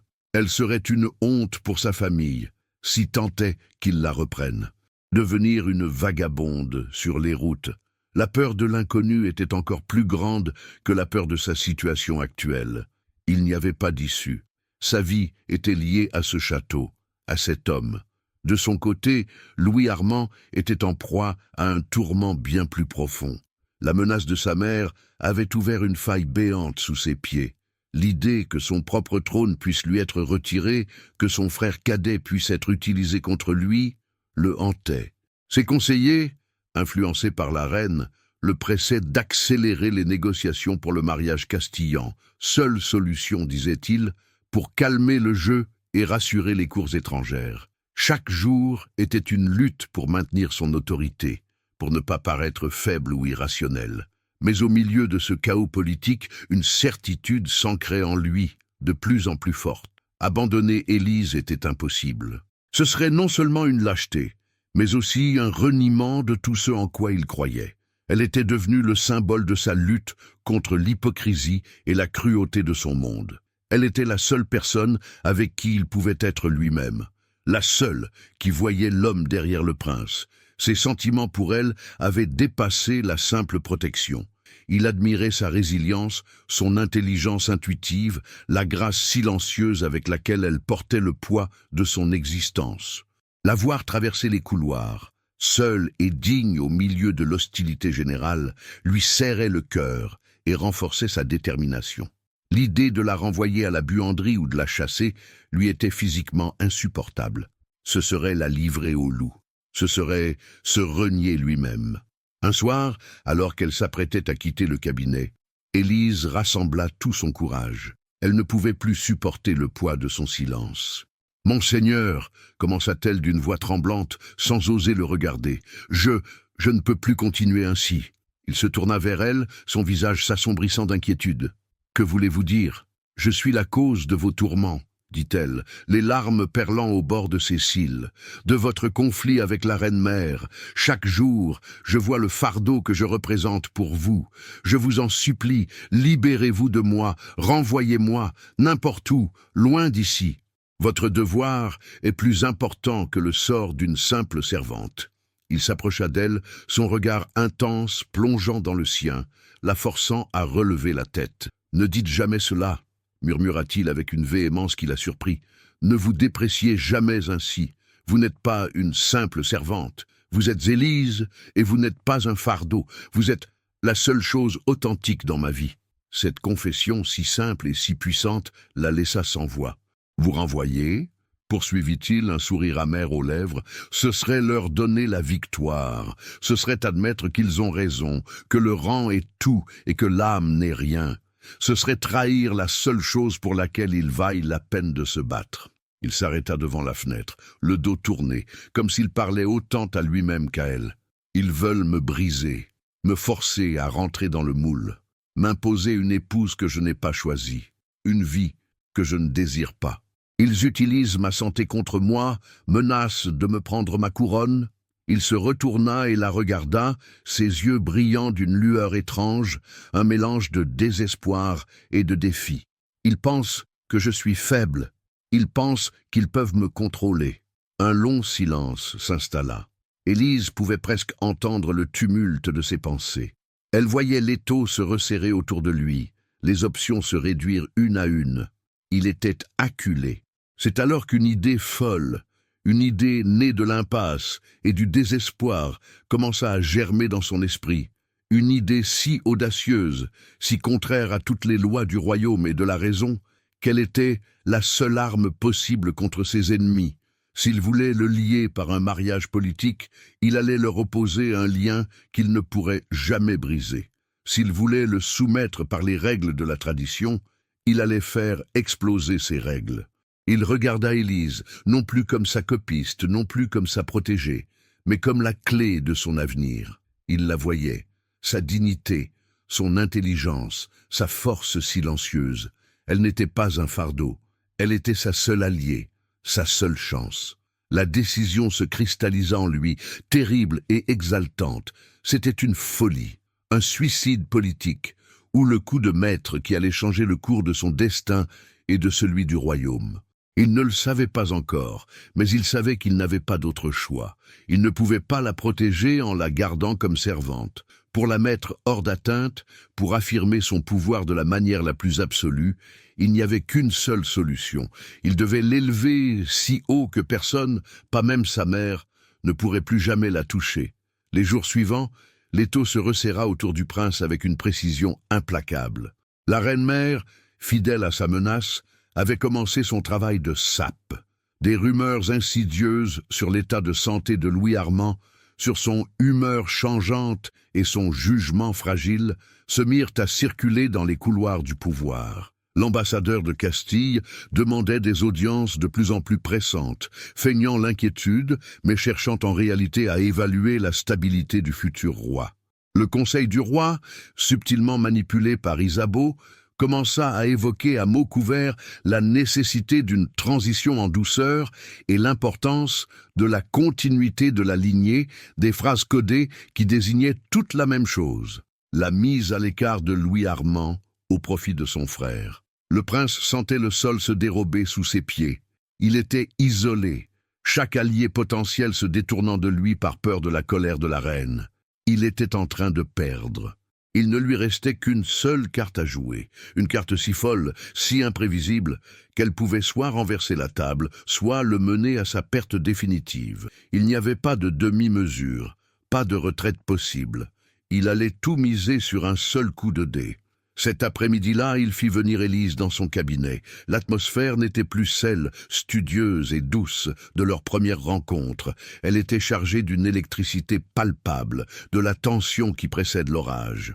Il ne l'invita pas à s'asseoir à sa table de copiste. Il l'attendait, debout au centre de la pièce, les mains jointes dans le dos, sa posture rigide trahissant la tempête qui faisait rage en lui. Élise entra, le cœur lourd de cette culpabilité qui ne la quittait plus. En voyant son visage grave, elle fut persuadée que l'heure était venue. Il allait la renvoyer. C'était la seule décision logique pour sauver ce qui pouvait encore l'être. Et bien que cette pensée la déchire, elle était prête à l'accepter, pour lui. « Mon Seigneur », commença-t-elle d'une voix faible, « je sais pourquoi vous m'avez fait venir. Vous avez raison, je vais partir ce soir. Personne ne saura. » « Non, Élise, vous n'irez nulle part, » la coupa-t-il, sa voix résonnant avec une autorité nouvelle. Il s'approcha d'elle, et avant qu'elle ne puisse reculer, il prit délicatement ses deux mains dans les siennes. Le contact de sa peau douce et chaude contre ses paumes calleuses et abîmées lui fit l'effet d'une décharge électrique. Jamais un tel geste n'aurait dû avoir lieu. C'était une transgression de toutes les barrières, de toutes les convenances. Elle leva vers lui des yeux écarquillés de stupeur. « Écoutez-moi, » dit-il, son regard ne la lâchant pas. « Ma mère est en train de gagner. Elle me dépeint comme un fou, un incapable. Elle veut me retirer mon droit de naissance. Et elle utilise mon affection pour vous comme la preuve ultime de ma folie. Ils veulent me forcer à épouser une princesse étrangère pour me contrôler, me lier. Si j'accepte, je deviens leur marionnette. Si je refuse, ils me déclarent inapte à régner. Vous comprenez? Il n'y a pas d'issue. » Elle comprenait, et chaque mot était un poignard dans son cœur. Elle était l'arme qu'on utilisait pour le détruire. « Dans cette partie d'échecs, » poursuivit-il, sa voix baissant d'un ton devenant plus intense, « toutes les pièces que je peux jouer sont des pièges qu'ils m'ont tendus. Je ne peux vous garder comme copiste. Ce serait continuer à vous exposer à leur haine. Je ne peux vous chasser, ce serait leur donner raison et vous livrer à une misère certaine. Toute solution modérée est une défaite. » Il marqua une pause, resserrant sa prise sur ses mains, comme pour lui transmettre sa propre résolution. « Alors j'ai décidé de ne pas jouer la pièce qu'ils attendent. J'ai décidé de renverser l'échiquier. » Il la regarda fixement, et dans ses yeux, elle vit une lueur de défi absolu, une détermination qui frisait la folie. « Élise Béraud, » dit-il, prononçant son nom lentement comme un serment, « il n'existe qu'une seule façon de vous rendre intouchable, une seule façon de leur prouver que je suis le maître de mon destin et de ce royaume, une seule façon de transformer leur plus grande arme contre moi en mon plus grand atout. » Le monde sembla s'arrêter. Le crépitement du feu, le tic-tac de l'horloge, tout disparut. Il n'y avait plus que sa voix, ses yeux, et cette proposition suspendue dans l'air, si monstrueuse et si incroyable qu'elle ne pouvait être réelle. « Épousez-moi, Élise. » Le choc fut si violent qu'Élise crut défaillir. Elle retira brusquement ses mains des siennes, comme si elle l'avait brûlée.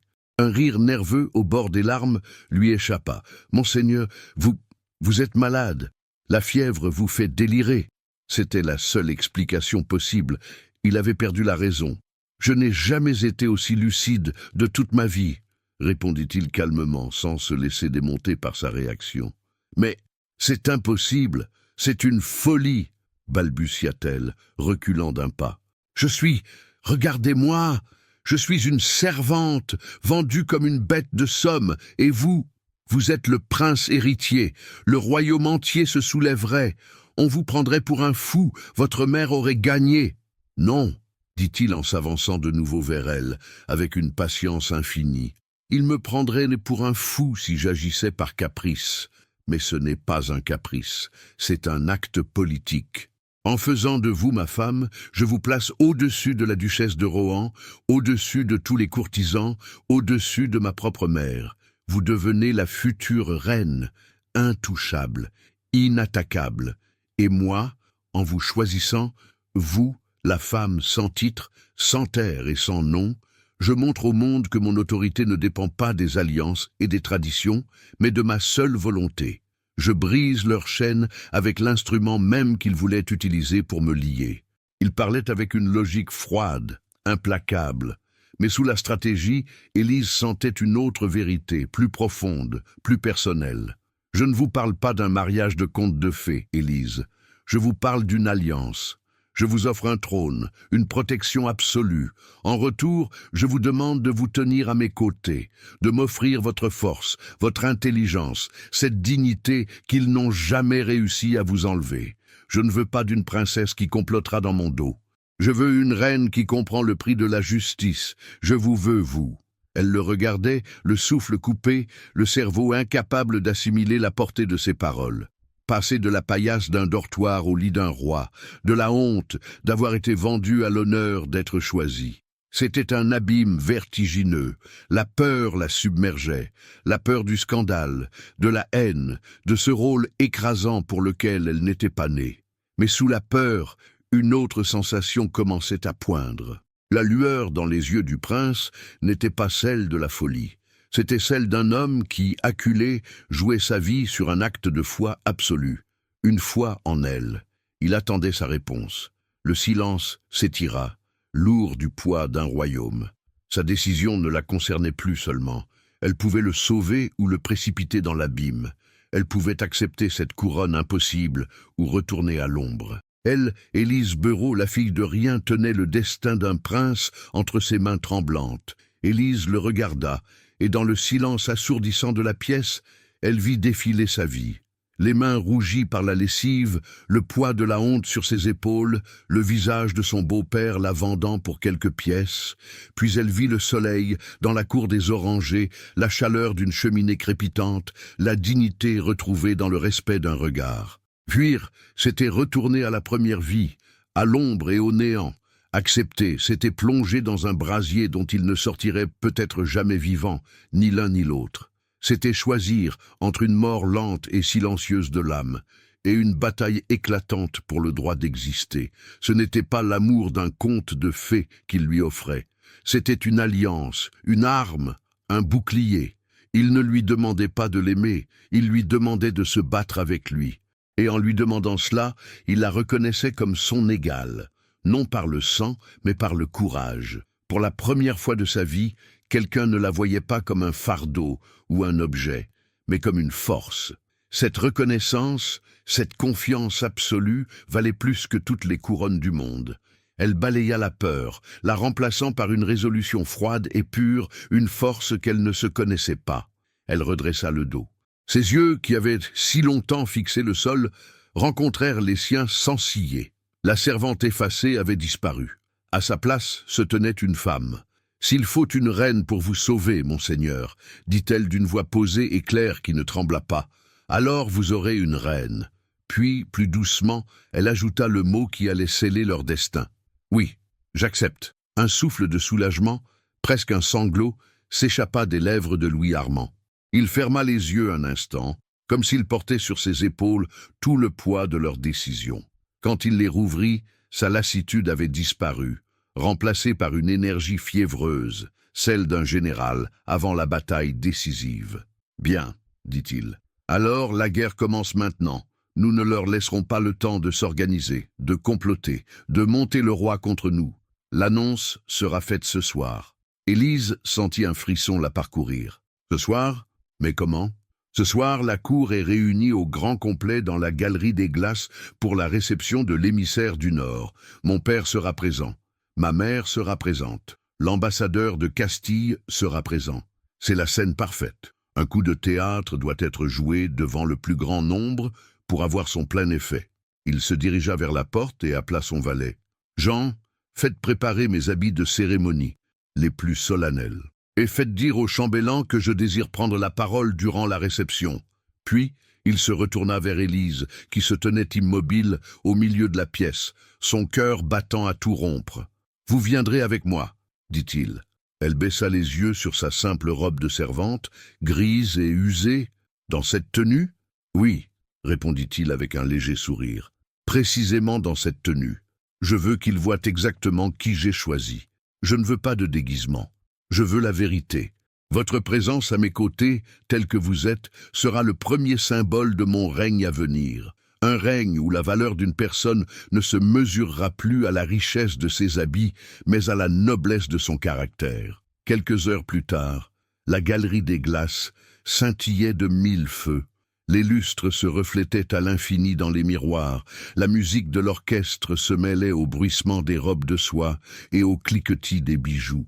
C'était le cœur battant du royaume, un monde d'apparences et de pouvoir où chaque sourire cachait un calcul. Élise, marchant aux côtés du prince, se sentit comme une intruse dans un rêve étrange et dangereux. Tous les regards se tournèrent vers eux.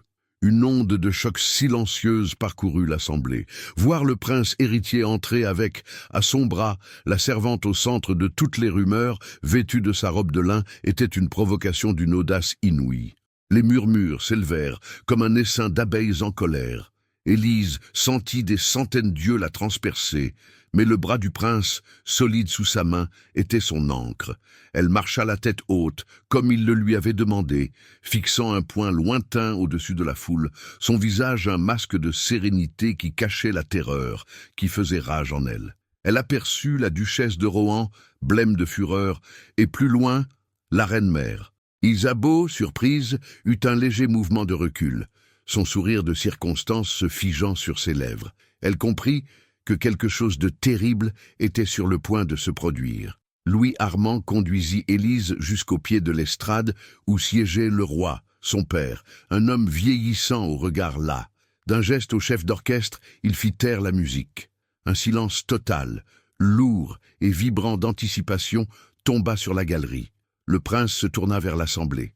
Sa voix, claire et forte, porta jusqu'au fond de la salle. « Mesdames et messieurs, membres de la cour, chers invités, je vous remercie de votre présence en cette soirée. » Il marqua une pause, balayant la foule de son regard. « Vous vous demandez tous, je le sais, pourquoi mademoiselle Élise Bereau se tient à mes côtés. Je vais vous le dire. » Il se tourna vers Élise et, devant la cour pétrifiée, il prit sa main et la porta à ses lèvres. On a voulu me lier par des alliances de convenance. On a tenté de me dicter mes devoirs et mes affections. On a voulu me faire croire que le sang et la fortune sont les seules valeurs de ce royaume. Aujourd'hui, je vous prouve le contraire. Son regard se posa un instant sur sa mère, un éclair de défi pur brillant dans ses yeux. Je vous présente la femme que j'ai choisie, non pour sa dot, car elle n'en a pas, non pour son titre, car elle n'en a pas, mais pour sa force, son intelligence et la noblesse de son cœur. Je vous présente mademoiselle Élise Bereau, ma fiancée, ma future épouse, et par la grâce de Dieu et ma seule volonté, votre future reine. » Si un coup de tonnerre avait éclaté dans la galerie, l'effet aurait été moins saisissant. Un hoquet de stupeur collectif parcourut l'assemblée, suivi d'un silence de mort, un abîme de pure incrédulité. Puis, ce fut l'explosion. Un vacarme de murmures outrés, de protestations étouffées, de cris de scandale.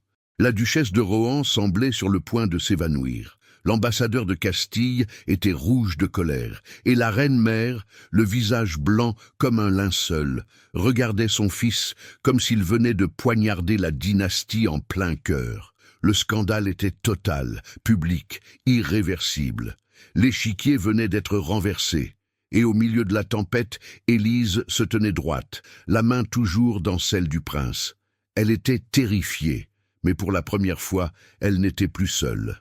La bataille ne faisait que commencer. Le tumulte dans la galerie des glaces était une mer déchaînée. Les protestations indignées, les exclamations de stupeur et les murmures venimeux se mêlaient en une cacophonie assourdissante. Élise se sentait comme un frêle esquif au milieu de la tempête, agrippée à la main du prince comme à son unique ancre. Mais Louis Armand ne sciait pas. Il faisait face à la fureur de la cour avec un calme souverain qui, plus que sa déclaration, semblait asseoir son autorité. Son regard ne quittait pas celui de son père. Le roi, qui était resté impassible sur son trône, se leva lentement. D'un simple geste de la main, il imposa un silence instantané et total. La tension était à son comble. L'avenir du royaume tenait à la parole d'un vieil homme fatigué. Le roi descendit les quelques marches de l'estrade. Il ne regarda ni la reine, son épouse, dont le visage était une statue de fureur contenue, ni les courtisans pétrifiés. Il s'avança jusqu'à son fils. Il le dévisagea longuement, et son regard n'était pas celui de la colère, mais d'une surprise profonde, d'une réévaluation. Il semblait voir Louis Armand pour la première fois, non plus l'héritier lettré et fragile, mais un homme qui avait osé risquer son trône pour une conviction. Puis, son regard se posa sur Élise. Elle soutint son inspection, le cœur battant à se rompre, mais le dos droit. Elle n'était plus la servante tremblante, elle était la femme que le prince avait choisie. Après un silence qui parut durer une éternité, le roi se tourna vers l'assemblée. Sa voix, bien que vieillie, portait encore le poids de décennies de règne. « Vous avez tous entendu » dit-il simplement. « Le prince héritier a fait son choix. La parole d'un futur roi n'est pas chose que l'on conteste. » Sur ces mots, il posa une main brève mais ferme sur l'épaule de son fils, un geste d'adoubement qui stupéfia l'assistance. Puis, sans un regard pour son épouse, il tourna les talons et quitta la galerie, signifiant la fin de la réception et surtout la fin du débat. La reine-mère avait perdu. Son complot s'était retourné contre elle de la plus spectaculaire des manières. Son fils s'était émancipé sous ses yeux et le roi venait de valider cet acte d'insoumission. Elle resta un instant, seule au milieu de la cour, qui se dispersait dans un silence confus, le visage défait. La partie était terminée. Louis Armand reconduisit Élise hors de la galerie. La foule s'écartait devant eux comme la mer devant Moïse. Les visages un mélange de crainte, de ressentiment et d'une curiosité nouvelle. Ils n'étaient plus seulement un scandale, ils étaient le nouveau pouvoir. Ils marchèrent en silence à travers les longs couloirs jusqu'au cabinet de travail, leur sanctuaire. Une fois la lourde porte refermée, le bruit du monde s'éteignit. L'adrénaline de la confrontation retomba, laissant Élise tremblante et épuisée. Elle se laissa tomber sur une chaise, le visage entre les mains. « Qu'avons-nous fait » murmura-t-elle, sa voix étouffée. « C'est un désastre. Ils vous haïront. Ils me haïront tous. Je ne pourrai jamais. Je ne sais pas comment être une reine. Je ne suis qu'une imposture. » Louis Armand s'agenouilla devant elle, un geste d'une humilité bouleversante. Il prit doucement ses mains et les écarta de son visage, la forçant à le regarder. « Vous n'êtes pas une imposture, Élise. Vous êtes la seule vérité de ce château, » dit-il avec une intensité douce. « Ce que j'ai dit là-bas, ce n'était pas seulement une stratégie, c'était la vérité. Oui, c'était un acte politique pour sauver ma couronne. Mais le choix de la personne, ce n'était pas de la politique. » Il caressa du pouce le dos de ses mains abîmées par le travail. « Depuis le premier jour où j'ai entendu votre voix dans cette cour, j'ai su que vous étiez différente. Vous portiez votre peine avec une dignité que nos duchesses ne connaîtront jamais. Dans ce cabinet, je n'ai pas seulement trouvé une copiste, j'ai trouvé un esprit, une âme qui comprenait la solitude et le poids du devoir sans jamais les avoir étudiés dans les livres. J'ai choisi la seule personne en qui j'avais une confiance absolue. J'ai choisi la seule personne qui m'ait jamais vu, moi, Louis Armand, et non le prince. » Les larmes qu'Élise avait retenues se mirent à couler, mais ce n'étaient plus des larmes de peur. C'étaient des larmes de catharsis, lavant les dernières traces de honte et d'indignité. Il ne l'avait pas seulement sauvée, il l'avait vue, sa valeur, il l'avait reconnue avant même qu'elle n'ose y croire elle-même. « Je ne sais pas si je serai à la hauteur, » sanglota-t-elle. « Vous l'êtes déjà, » répondit-il en se relevant et en l'aidant à se lever. Il la conduisit jusqu'à l'un des grands miroirs du cabinet. Regardez, elle vit leur reflet. Un prince dans ses atours de cérémonie et une jeune femme dans une simple robe de lin. Une image impossible, l'union de deux mondes. Mais, en se regardant, elle ne vit plus la servante vendue. Elle vit une femme qui avait survécu. Une femme qui s'était tenue la tête haute face à la haine d'une cour entière. Elle vit la femme que le prince voyait. « Le chemin sera difficile, dit-il, sa voix un murmure près de son oreille. Nous aurons des ennemis. Nous devrons prouver chaque jour que notre choix était le bon, mais nous le ferons ensemble. » Élise se retourna pour lui faire face. Elle posa une main sur son cœur, là où battait la vie de l'homme qui avait tout risqué pour elle. « Je n'ai ni terre ni dot à vous offrir, » dit-elle, sa voix retrouvant sa fermeté. « Je n'ai que ma loyauté et ma vie. Elles vous appartiennent. » Un sourire ému illumina le visage du prince. « C'est plus que tout ce que les princesses du monde auraient pu m'apporter. » En cet instant, dans le silence de ce cabinet qui avait vu naître leur alliance, un lien plus profond que la politique et plus fort que la tradition se scella entre eux. Ce n'était peut-être pas encore de l'amour au sens où les poètes l'entendent, mais c'était quelque chose de plus rare, une reconnaissance mutuelle, un respect absolu, le fondement d'un avenir partagé. Sa longue traversée touchait à sa fin. Elle avait commencé dans la poussière d'un champ asséché, dans la honte d'être vendue comme une chose sans valeur.